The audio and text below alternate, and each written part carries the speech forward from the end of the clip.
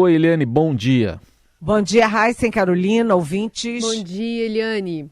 Bom, hoje a grande expectativa é para a entrevista, né, no Jornal Nacional com o ex-presidente Lula, até porque os apoiadores de Bolsonaro, que não gostaram muito da contundência, né, dos apresentadores na entrevista com o presidente da República, estavam cobrando que a contundência fosse replicada também na entrevista de hoje.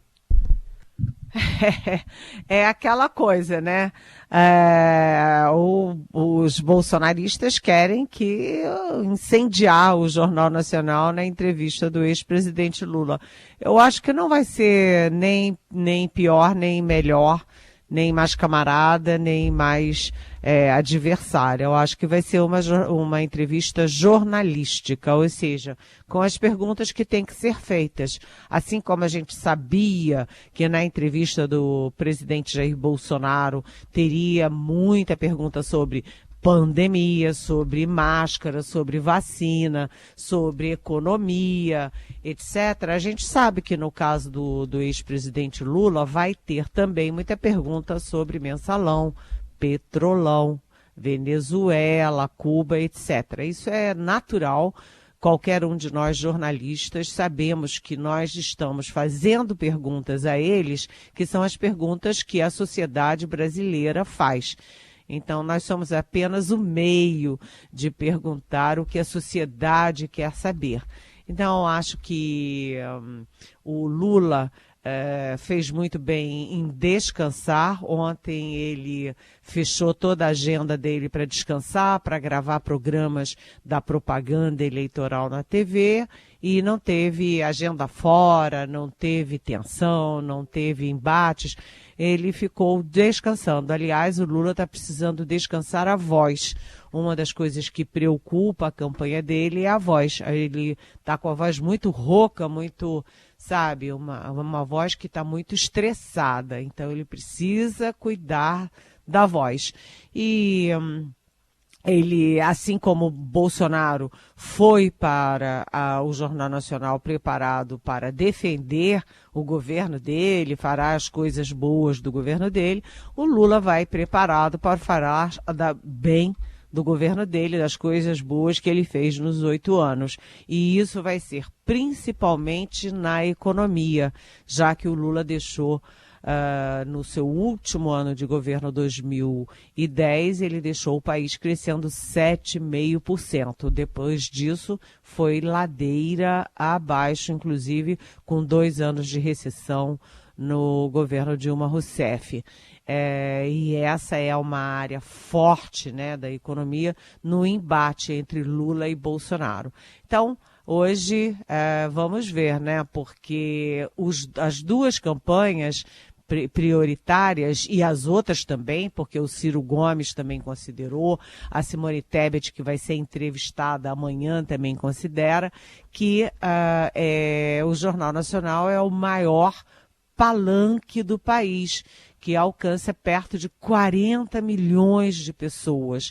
Então não é uma internet, não é uma motociata, não é uma reunião numa igreja ou num sindicato. É uma forma de você falar com uma grande massa do eleitorado brasileiro. Então, vamos ver também se o Lula está calmo, como é que o Lula reage às perguntas mais difíceis. Tudo isso é importante, não apenas o conteúdo, mas também a forma, o jeito, né, o approach. E aí eu lembro que Jair Bolsonaro, segundo o levantamento do Estadão, né, cometeu uma mentira a cada 3 minutos. Se os bolsonaristas cobram que o Lula seja tratado igual a ele, os bolsonaristas podem liberar o Lula também para falar uma mentira a cada 3 minutos, não é verdade? Bom, vamos acompanhar logo mais e aí amanhã os comentários. Mas na campanha do presidente Bolsonaro tem ordens para atacar mais o PT, Eliane? Olha, eu ontem conversei rapidamente, não foi uma entrevista, não foi nada, foi uma conversa com o general Walter Braga Neto, que é o candidato a vice-presidente na candidatura do presidente Jair Bolsonaro, né? Sai general, entra general. Era o general Hamilton Mourão, está entrando o general Walter Braga Neto. E aí a gente soma 3 momentos da campanha do Bolsonaro. O próprio Bolsonaro no Jornal Nacional. O outro, as andanças do Braga Neto, que ontem conversou em São Paulo, fez uma palestra em São Paulo para dezenas de empresários de várias áreas, né, de bancos, de área de comunicação, etc. E vamos pegar também a entrevista de Tarcísio Gomes de Freitas ao Estadão, que a gente vai detalhar daqui a pouco, mas o que essas 3 coisas têm em comum? Bolsonaro no Nacional, o Braga Neto com empresários e o Tarcísio na entrevista do Estadão. A forte defesa do governo Bolsonaro. Eles acham que a imprensa não fala as coisas boas, que a imprensa não dá as coisas boas. E aí todos eles estão empenhados em resgatar o que foi feito de bom. A diferença é que o Tarcísio Gomes de Freitas é vamos dizer assim, ele é muito disciplinado, ele é um bom aluno, aquele aluno nota 10 que estudou tudo direitinho, fez o dever de casa e decorou tudo. Então ele sabe número para cá, número para lá, foi feito isso, foi feito aquilo, sabe todos os programas, tudo de cor. O Braga Neto é um general também aplicado, também chega lá nos empresários e diz, tantos quilômetros disso, tantos quilômetros daquilo, e vendendo peixe. E o Bolsonaro, que foi instado pela campanha dele, pelo Palácio, para chegar no JN com tudo na ponta da língua, ele não estudou, não decorou. Então ele tinha que defender o governo dele, mas ele acaba mentindo por quê? Porque ele não faz o dever de casa, ele não leva as coisas a sério. Chega lá e diz, eu mato no peito, faço tudo da minha cabeça. Então ele perde uma boa chance de defender o governo dele e fala um monte de mentira. Mas além dessa estratégia, é o que você disse, Heisen.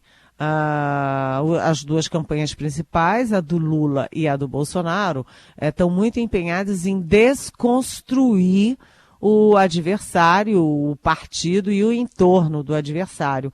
Isso vai ser assim o tempo inteiro e uma das questões fortes na campanha do Bolsonaro é ficar pisando naquela tecla, repisando a tecla de que o PT e o Lula são aliados de ditaduras na Nicarágua, na Venezuela, em Cuba. Eles vão falar isso o tempo inteiro, até para reduzir o impacto dos ataques do Bolsonaro à democracia. E isso tudo vai se reproduzir na propaganda de rádio e televisão que começa amanhã. Uma campanha muito dura, de muito embate e de muita desconstrução também. Mas eles também vão se defender. Eliane, ontem estávamos na sabatina, né, com o candidato aqui ao governo de São Paulo, Tarcísio de Freitas. Tinha uma plateia bastante atuante ali, em algumas vezes até prejudicando a explicação do candidato que estava respondendo as nossas perguntas, mas em diversas delas ele assumiu bastante esse lado bolsonarista, que até então estava deixando um pouquinho mais de lado, né? Ele é muito preparado, né? Ele é aquele aluno nota 10 que faz tudo direitinho, é estudioso, ele foi 17 anos do Exército e é sempre primeiro colocado no IME, que é o Instituto Militar de Engenharia, primeiro colocado no concurso dificílimo para o Senado. Ele é muito aplicado. E ele na sabatina, eu achei curioso, Carolina, que eu estava mediando, a Carolina estava entrevistando.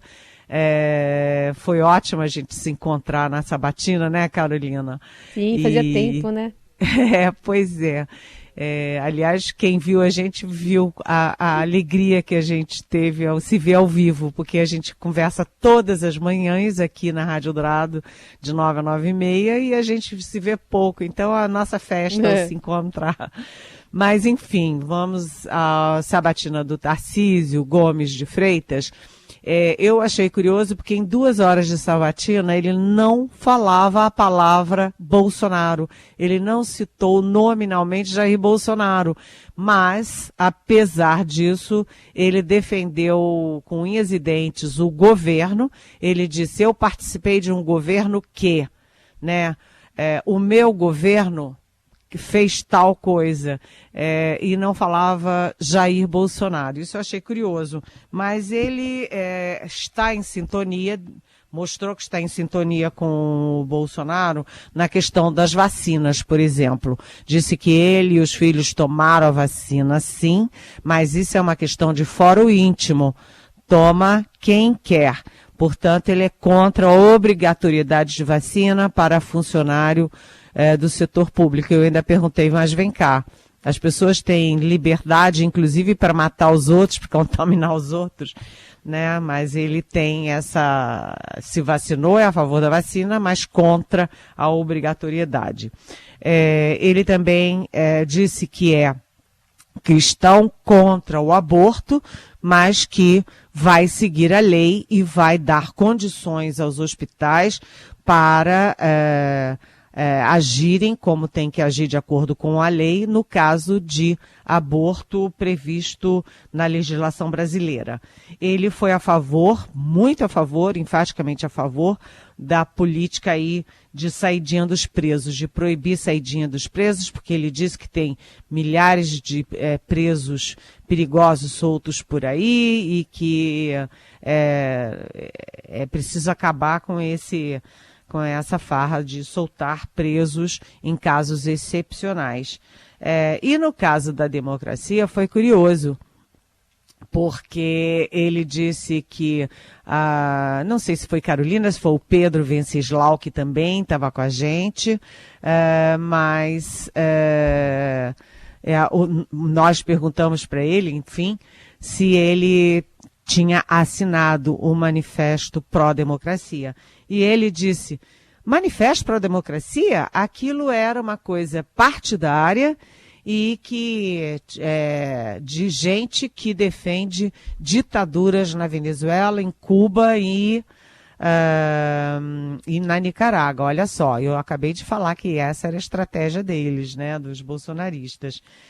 E eu ponderei com ele, mas espera aí, candidato, o Manifesto pela Democracia tem mais de 1 milhão de assinaturas. Aliás, não é o único manifesto, tem manifesto também da Fiesp e da Febraban. E não consta que Fiesp e Febraban apoiem a ditadura da Venezuela, por exemplo.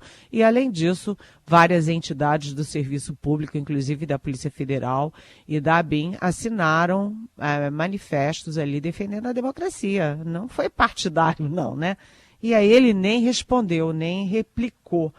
O fato é que a única coisa que ele discordou do bolsonarismo, que ele diz que nem conhecia, não ouviu falar, o Bolsonaro nunca falou com ele, é aquele projeto da bancada bolsonarista, não é do Centrão não, hein, gente? Não é do Centrão, não é da base aliada, é da bancada fortemente do núcleo duro do bolsonarismo de retirar o controle das polícias dos governadores. E ele disse que nunca ouviu falar e que é contra, claro, né? Se ele disputa o cargo de governador, ele não quer perder, na eventualidade de vitória, o controle sobre os governadores. Até porque ele não disse, mas eu complemento aqui, se o Lula ganhar em Brasília, por exemplo, o governador de São Paulo vai entregar o controle da PM paulista ao Lula? Uhum. Bem, a Carolina tocou num ponto importante que é as manifestações, né, fortes, contundentes da plateia, da grande claque que o Tarcísio levou para o auditório da FAAP, onde foi a sabatina. E estava entre eles, por exemplo, o Gilberto Kassab, que é o presidente, eu sempre brinco com ele, que ele é o dono do PSD. E em alguns momentos eles exageraram. Em todas as sabatinas, mesmo a do Fernando Haddad do PT, a gente sabe que o PT é barulhento, não teve daquilo. Eles exageraram e muito, além de aplaudir os candidatos, eles, muitas horas, eles xingaram a gente. Tinha um sujeito lá, grosseiro, incivilizado, xingando quem fazia pergunta, sabe? Aí eu disse, olha, vocês... Eu peço civilidade à plateia, até porque vocês estão atrapalhando o candidato, que está indo bem. Aqui a sabatina está transcorrendo num bom ritmo, etc. Isso é preocupante porque vai ratificando a imagem de que os bolsonaristas são virulentos, são truculentos e que, enfim... e sem lembrar, né, sem esquecer que muitos andam armados, né? Então, esse foi o ponto fraco, mas o candidato foi bem no conteúdo, bem na forma, e a sabatina foi muito importante. Mais uma, foi a última sabatina Estadão FAAP, ouvimos vários candidatos, todos os principais candidatos, como o próprio Tarcísio, que está em segundo lugar, o Rodrigo Garcia, que é o governador, que é do PSDB, está em terceiro lugar, e praticamente empatado com o Tarcísio, e com o líder das pesquisas, Fernando Haddad, além do Poit. Enfim, nós fizemos o dever de casa entrevistando. Agora a gente espera que a partir de 16 de setembro os principais candidatos, os 4 principais candidatos à presidência, também confirmem sua presença na sabatina Estadão FAAP. Evidentemente, isso significa que é também nossa, da Rádio Eldorado. Tudo bem. Eliane, falando de eleições, não foi sabatina, mas teve depoimentos muito longos lá na CPI da Covid, pessoas que passaram horas lá e que saíram indiciadas, e 20 delas acham que é um capital político isso aí, vão ser candidatas. A bancada bolsonarista, a gente sabe que em 2018... a onda bolsonarista, né, trouxe um monte de gente para o Congresso, levou o Witzel para governo estadual lá no Rio de Janeiro, e essa bancada foi se desfazendo até o partido do presidente de 2018 se desfez, né, que foi o PSL. PSL, uma parte ficou PSL anti-bolsonarista, a outra parte se fundiu com o DEM para fazer a União Brasil, e agora eles estão tentando recompor isso. E aí quem ficou no alvo da CPI, em vez de ficar com vergonha e ficar em casa, pelo contrário, né? Tá todo mundo indo para a eleição ou reeleição. O próprio presidente Jair Bolsonaro, que é candidato à presidência, né, à reeleição. Outro indiciado foi o general Walter Braga Neto, que é candidato a vice. E olha só, o Eduardo Pazuello, um general, né, que até pouquinho tempo era da Ativa, que foi um fiasco, considerado o pior, leva o troféu de pior ministro da história do Ministério da Saúde, em plena pandemia, é candidato a deputado federal pelo Rio de Janeiro. Olha só onde é que a gente está. Aí tem também o Ricardo Barros, que é líder do governo na Câmara, que também foi indiciado, né? Foi pedido o indiciamento dele, na verdade. E tem até gente que nunca concorreu a coisa nenhuma, nunca passou perto da política, como as médicas Nise Yamaguchi, que é candidata a deputada federal por São Paulo, né, que foi pedido indiciamento dela por epidemia com resultado morte, porque ela fazia campanha aberta pelo tal tratamento precoce, pela tal cloroquina para a Covid, que é desaconselhada mundo afora, inclusive ou principalmente pela Organização Mundial da Saúde.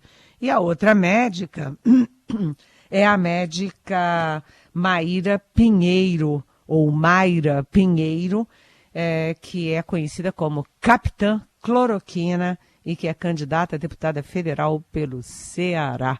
Olha só, sabe o que é isso? Falem mal, mas falem de mim. Elas ficaram muito conhecidas, o nome conhecido, de forma negativa, mas o importante é que são conhecidas. Bem isso. Essa é Eliane Cantanhede, que está de volta amanhã no Jornal Eldorado. Nos falamos amanhã então, Eliane. Pois é, e hoje, atenção, porque tem uma posse importante. A ministra Maria Tereza de Assis Moura toma posse na presidência do Superior Tribunal de Justiça, o STJ, e quem vai estar lá? Tchan, tchan, tchan, tchan. O presidente Jair Bolsonaro, cara a cara com o presidente do TSE, ministro Alexandre de Moraes, que acaba de autorizar busca e apreensão na casa, nos endereços de empresários golpistas que trocavam ali mensagens no WhatsApp defendendo a volta da ditadura. É isso.